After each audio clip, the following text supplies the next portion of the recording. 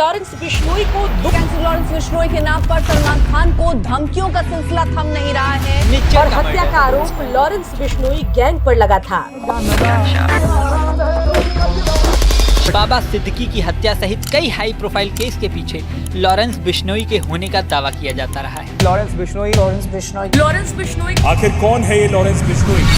12 अगस्त 1997 को जुहू मुंबई में एक एक्सट्रीमली डिस्ट्रेसिंग इंसिडेंट होता है जब सुबह 10 बजे मंदिर में पूजा करके अपनी गाड़ी की तरफ बढ़ रहे गुलशन कुमार की कनपट्टी पर दाऊद गैंग का एक शूटर गन रखकर कहता है कि बहुत कर ली पूजा, अब मरने के बाद करना। एक जूस बेचने वाले के बेटे की खुद के दम पर इतनी बड़ी बिजनेस एम्पायर खड़ी करना कुछ लोगों को बिल्कुल ही पसंद नहीं आता और गुलशन कुमार जब तक कुछ समझ पाते तब तक उनकी बॉडी में 16 बुलेट दाग दी जाती है। उसे ठीक 3 साल बाद 21 जनवरी 2000 को राकेश रोशन पर इसलिए अटैक होता है कि उन्होंने अपनी ब्लॉकबस्टर फिल्म कहो ना प्यार है से एक्सटॉर्शन मनी देने से इनकार कर दिया होता है। You know, they knew that my father's hit big time, you know, successful, money's gonna come in, so they wanted money, didn't pay.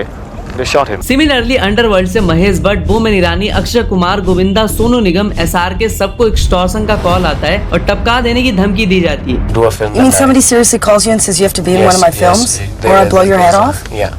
Well in सारे इंसिडेंट में एक ही पैटर्न फॉलो होता है और एक बात जो क्लियर समझ में आती है वो ये होती है कि अंडरवर्ल्ड को इनसे एक्सटॉर्शन के पैसे चाहिए होते हैं, इसलिए वो इन्हें पहले डराते हैं, धमकियां देते हैं और इफ रिक्वायर्ड उन पर अटैक करवाते हैं। लेकिन यही बात आज बाबा सिद्दीकी मर्डर में बिल्कुल भी समझ नहीं आती कि क्या सच में बाबा सिद्दीकी का असैसिनेशन सिर्फ लॉरेंस गैंग ने इसलिए करवाया कि वो सलमान के दोस्त थे या फिर इसमें बहुत बड़ा झोल है। क्योंकि जहाँ लॉरेंस बिश्नोई के भाई कहते हैं कि ब्लैक बक केस के बाद सलमान के ऑफर किए हुए ब्लैंक चेक को उन्होंने ठुकरा दिया था, वहीं यहाँ सलमान से सो कॉल्ड लॉरेंस गैंग की तरफ से 2 बार 5 करोड़ और 2 करोड़ की डिमांड की जाती है। बाबा सिद्दीकी की हत्या के बाद KRK पोस्ट करता है कि जैसी करनी वैसी भरनी, न जाने कितने लोगों की प्रॉपर्टी पर कब्जा किया था, कुत्ते की मौत मरा। इस वीडियो की पिछली पार्ट में हमने आपको ऑलरेडी लॉरेंस बिश्नोई कौन है और कैसे उसने इतना बड़ा सिंडिकेट क्रिएट किया सब कुछ डिटेल में बताया था और 500 कमेंट्स का टारगेट भी रखा था जो आपने 2 दिनों में ही पूरा करा दिया। तो इस वीडियो में हम जानेंगे कि कौन थे बाबा सिद्दीकी और क्या है उनकी गाड़ी रिपेयर करने से एक बाहुबली और 3 टाइम्स MLA बनने की कहानी और क्या है उनके 2000 करोड़ के स्कैम का सच। Well high profile contract killing plan कैसे की जाती है और सलमान के बाद भी पूजर्स ने 100 से भी ज्यादा ब्लैक बग मारे, लेकिन लॉरेंस की सलमान खान से क्या दुश्मनी। और ऐसा कहा जाता है कि गुलशन कुमार एसेसिनेशन के बाद आधा बॉलीवुड जश्न मना रहा था, तो बाबा सिद्दीकी पर मातम क्यों और क्या है उनका बॉलीवुड कनेक्शन और क्या सच में लॉरेंस बिश्नोई पर गवर्नमेंट का हाथ है। तो चलिए जानते हैं इन सारे सवालों के जवाब डिटेल में फैक्ट एंड डेटा के साथ। तो इस वीडियो को भी हमने 2 पार्ट्स में सेग्रीगेट किया है। First, why Lawrence only target Salman and second, is Lawrence Bishnoi actually responsible for the assassination of Baba Siddique. तो इस कंट्रोवर्सी के लिए थोड़ा फ्लैशबैक में चलते हैं। साल होता है 1998 जब हम साथ साथ है की शूटिंग के लिए अपने टाइगर जोधपुर जाते हैं। भाई साहब टाइगर निकलते हैं शिकार पर और 2 काले हिरन मारे जाते हैं। एक जानवर डाइड ऑफ ओवर ईटिंग, लेकिन इस इंडेंजर्ड प्रजाति के काले हिरन के मौत के बाद से ही सलमान की उल्टी गिनती स्टार्ट हो जाती है। फिर चाहे करियर हो या फिर पर्सनल लाइफ, हर जगह पर उनके घोड़े लगने स्टार्ट हो जाते हैं। And in 2006 a trial court convicted भाईजान as under wildlife protection act. लेकिन 2007 में Rajasthan high court case suspend कर देती है और सलमान खान को सिर्फ 5 दिन की हवालात की हवा खानी पड़ती है। लेकिन मामला यही थोड़ी ना ठंडा होता है, बल्कि इस केस को फिर 2012 में राजस्थान हाई कोर्ट ओपन करती है और 2016 में फिर से एविडेंस की कमी की वजह से इस केस को क्लोज कर दिया जाता है। मतलब हमारे जुडिशियरी सिस्टम का भाई साहब एक बार में समझ ही नहीं आ रहा होता है कि सामने वाला कल्प्रिट है या नहीं। बार बार केस ओपन क्लोज करने का खेल चलते रहता है। लेकिन 2016 में राजस्थान गवर्नमेंट इसमें इन्वॉल्व होती है और मुद्दे को सुप्रीम कोर्ट तक ले जाती है और फिर से केस जोधपुर कोर्ट को मिलता है। तो साला ये दुख का खत्म नहीं होता बे।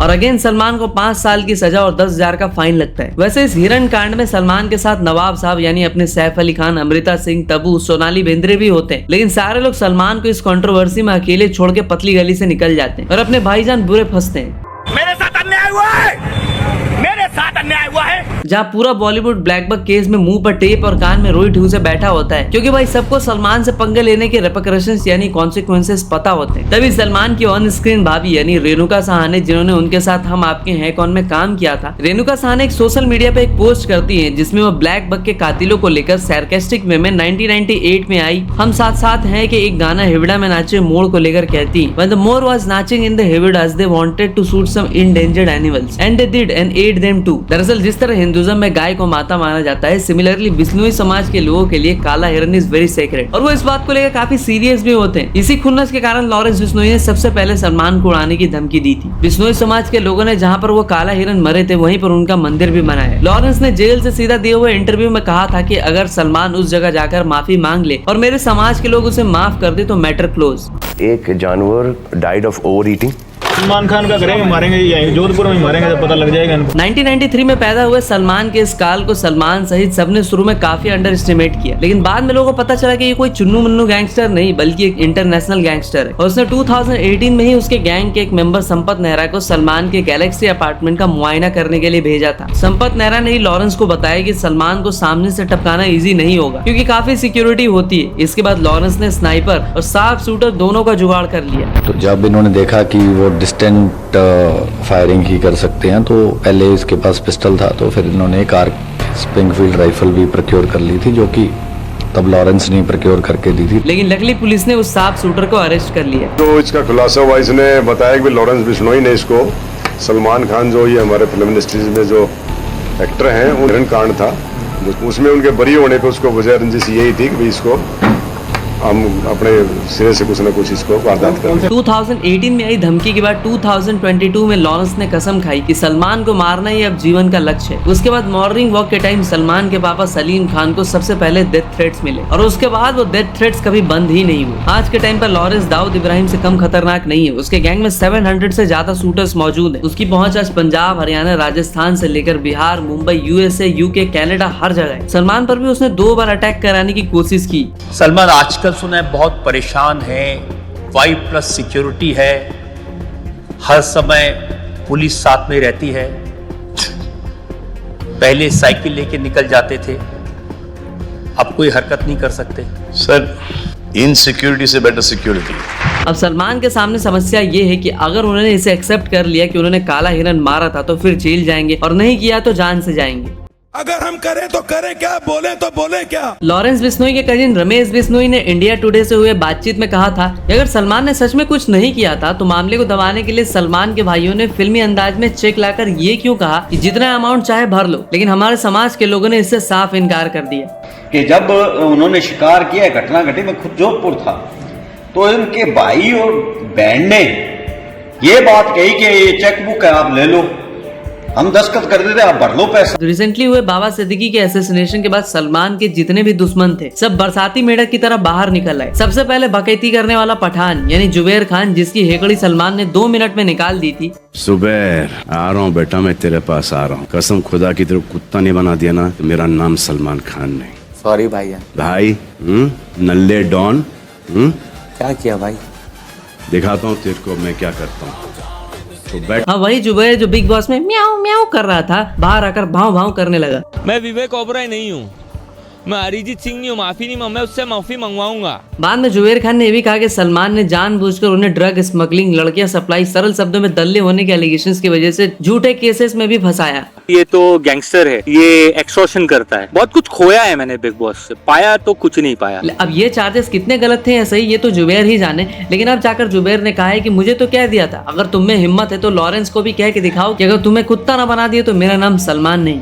झुकती है दुनिया, झुकाने वाला चाहिए। एक बंदा जेल में बैठ के भी इतना डरा दिया है कि संडास जाने के लिए भी 4 लोग जा रहे हैं। तो देखो, छोटे को तो हर कोई दबाता है। अभी मैं एक चैलेंज देता हूँ सर, आप यही डायलॉग एक छोटी सी रील बना के शेयर करो कि लॉरेंस बिश्नोई, अगर मैंने तेरे को कुत्ता नहीं बनाया तो मेरा नाम सलमान खान नहीं। इसी मौके का फायदा सलमान के दोस्त विवेक ने भी बहुत उठाया और उन्होंने भी सलमान के मजे ले लिए। बहुत सारी चीजें थे, ट्रोलिंग, पब्लिक ह्यूमिलिएशन। आप लोगों को रुलाओगे तो वो आपको रुलाएगा। चलो, ये तो सलमान के दुश्मन थे, लेकिन अब इस मुद्दे पर समाज के बुद्धिजीवी यानी इंटेलेक्चुअल लोग और बाबा लोग भी कमेंट कर रहे हैं और ऐसी बातें कह रहे हैं जिसे सलमान अगर खुद सुन ले तो इन सबको फुटपाथ पर हमेशा के लिए सुला दे। जैसे कि जैन मुनि आचार्य सूर्य सागर ने कह दिया कि अगर टाइगर बकरी या हिरन बन जाए तो बिश्नोई उसे छोड़ देगा। अब तो बस एक ही रास्ता बचा है, टाइगर खुद को हिरन घोषित कर दे और हिरन को बिश्नोई नहीं मारता। Vande Mataram.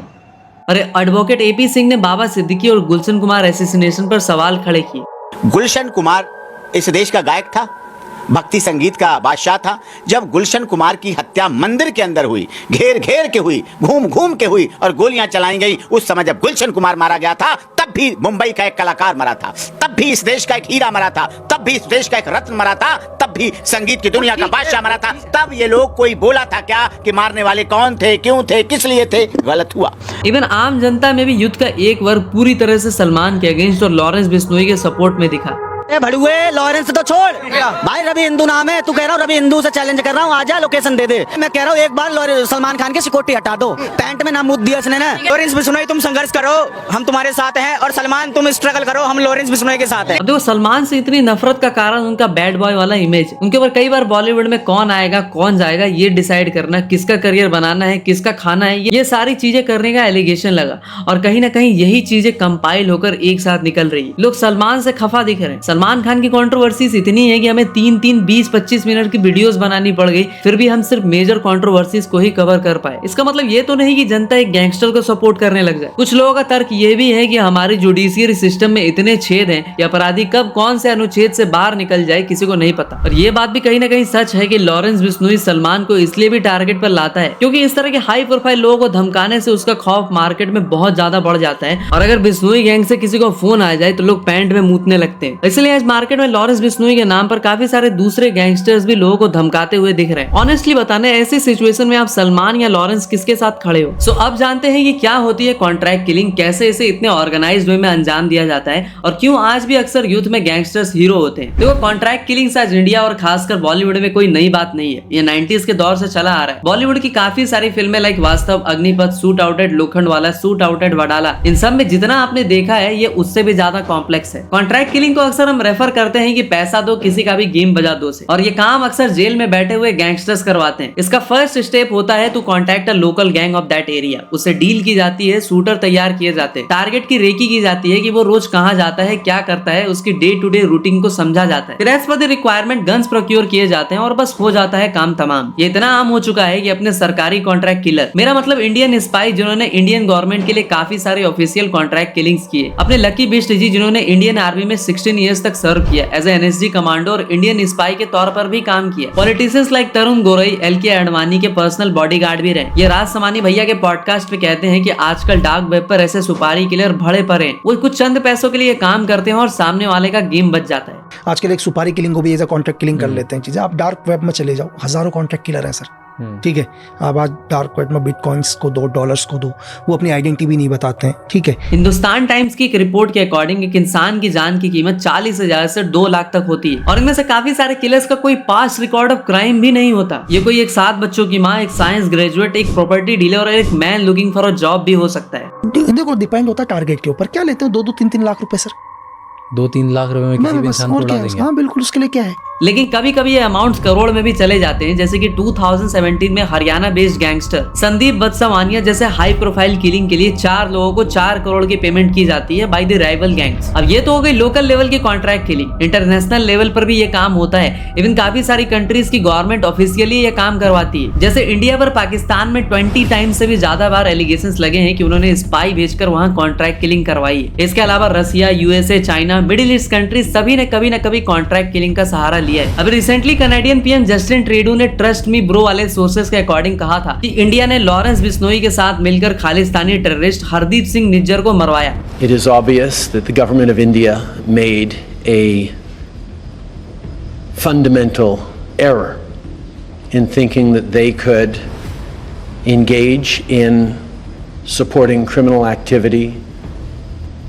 against Canadians here on Canadian soil, whether it be murders. निजर ने कनाडा को one of the safest place on the planet earth भी कहा जाता है फॉर खालिस्तानी टेररिस्ट। जैसे कि एयर इंडिया की फ्लाइट 182 जिसमें कैनेडियन खालिस्तानी टेररिस्ट ने बॉम्ब प्लांट करके 329 लोगों की जान ले ली थी। कनाडा में एलिगेशंस लगे कि उन सारे टेररिस्ट को उन्होंने अपने यहाँ शेल्टर यानी पनाह दिया। तो इस पर कभी बाद में बात करेंगे, टॉपिक पर वापस आते हैं। बात करें बॉलीवुड में कॉन्ट्रैक्ट किलिंग्स की, सुपारी किलिंग्स की, तो this was introduced by underworld in 90s only. और उस टाइम तक अंडरवर्ल्ड सिर्फ एक्सटॉर्शन मनी के लिए धमकाने या कॉन्ट्रैक्ट किलिंग तक ही कन्फाइंड नहीं थी, बल्कि वो एज अ प्रोड्यूसर फिल्मों में पैसे तक लगाते थे। संजय दत्त जैसे काफी सारे स्टार्स का उठना बैठना था इन गैंगस्टर्स के साथ। एक्ट्रेसेस लाइक ममता कुलकर्णी, मंदाकिनी का अंडरवर्ल्ड डॉन के साथ अफेयर्स की न्यूज सामने आती। पहली बार अंडरवर्ल्ड की तरफ से 12 अगस्त 1997 को बॉलीवुड के एक राइजिंग बिजनेसमैन गुलशन कुमार को दिन दहाड़े 10 बजे मार दिया जाता है, बिकॉज उन्होंने एक्सटॉर्शन मनी देने से इनकार कर दिया था। गुलशन कुमार को अबू सलेम की तरफ से एक्सटॉर्शन के पैसे के लिए मल्टीपल्स कॉल आए थे, लेकिन उन्होंने उन सबको इग्नोर कर दिया था। सिमिलरली राकेश रोशन को कहो ना प्यार है, जो उनके बेटे ऋतिक की डेब्यू फिल्म भी थी, इसकी फेनोमेनल सक्सेस के बाद एक्सटॉर्शन मनी के लिए काफी सारे कॉल आए थे। उन्होंने भी इन कॉल्स को इग्नोर किया था और उनके ऑफिस के पास ही उन्हें डराने के लिए 2 बुलेट्स उन पर फायर की गई थी। एक उनके लेफ्ट आर्म पर लगी थी तो दूसरी चेस्ट में। Mumbai police and crime branch को 14-15 साल लग गए अंडरवर्ल्ड जैसी गंदगी का सफाया करने में, और उसके बाद भी stars like Akshay Kumar, SRK, Preity Zinta को एक्सटॉर्शंस के लिए कॉल आए, लेकिन उसके बाद ऐसा कुछ भी नहीं हुआ। लेकिन लगभग 24 साल बाद बांद्रा के पॉस एरिया, जहां आज SRK, Salman, John Abraham, Rekha ji, जैकी श्रॉफ फैमिली के अलावा काफी सारे लोग रहते हैं, वहां पर 3 बार MLA रह चुके पॉलिटिशियन एंड पावरफुल इंसान बाबा सिद्दीकी को उनके बेटे के ऑफिस के बाहर 12 अक्टूबर 2024 यानी दशहरा वाले दिन रात के 9:30 बजे जान से मार दिया गया। उन पर 6 राउंड फायर की गई,